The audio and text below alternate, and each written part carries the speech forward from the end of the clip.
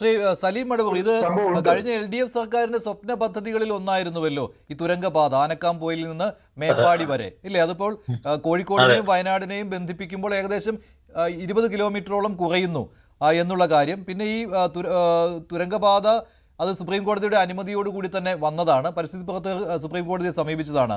അത് പക്ഷേ സുപ്രീം കോടതി തള്ളുകയാണ് ചെയ്തത്. പക്ഷേ അവിടെയും നിബന്ധനകൾ അന്ന് വെച്ചിരുന്നു. ഇതിപ്പോൾ എന്താണ് ശരിക്കും സംഭവിച്ചത് താങ്കളുടെ ഒരു വിലയിരുത്തലിൽ?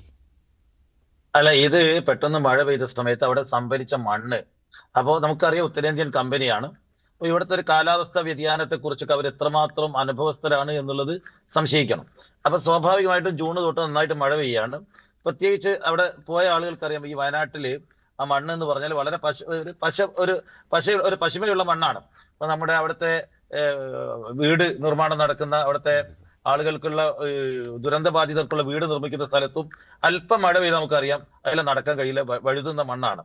അപ്പോൾ അങ്ങനെയുള്ള ഒരു സ്ഥലത്ത് ഇത്രയും മണ്ണ് കൂട്ടിയിട്ടിരിക്കുന്നു. അപ്പൊ അത് ഒരു കേവലം കരാർ, വളരെ എത്ര നിസ്സാരമായിട്ടാണ് സർക്കാരിന്റെ പ്രതിനിധികൾ പറയുന്നത്, മുഖ്യമന്ത്രി പറയുന്നത് അവിടുത്തെ കരാർ കമ്പനിയെ ഏൽപ്പിച്ചിരുന്നു മാറ്റാൻ പറഞ്ഞത് അവർ മാറ്റിയില്ല. കരാർ കമ്പനിയാണ് ഈ സംസ്ഥാനം ഭരിക്കുന്നത്.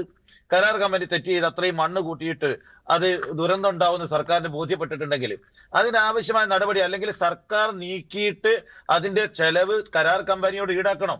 ഇതൊന്നും ചെയ്യാതെ ഈ പാവപ്പെട്ട തൊഴിലാളികളെ കൊലക്ക് കൊടുത്ത് നേരത്തെ പ്രിയപ്പെട്ട സുഹൃത്ത് പറഞ്ഞതുപോലെ ഇതൊരു പ്ലാന്റ് മസാക്കർ പോലെ ഇടപെടുകയാണ്. ഇപ്പോൾ മന്ത്രിമാർ അവിടെ എത്തിയിരിക്കുകയാണ്. ടി സിദ്ദിഖും AP അനിൽകുമാറും ഇപ്പോൾ സ്ഥലത്തെത്തിയിരിക്കുകയാണ്.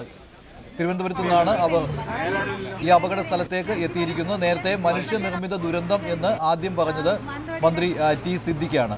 അദ്ദേഹവും ഈ സംഘത്തിലുണ്ട്. മന്ത്രിമാരുടെ സംഘം ഇപ്പോൾ സ്ഥലം സന്ദർശിക്കുകയാണ്. അതിന്റെ തത്സമയ ദൃശ്യങ്ങളാണ് കാണുന്നത്. കൂടുതൽ വാർത്തകൾക്ക് News 18 Keralam YouTube channel subscribe ചെയ്യുക.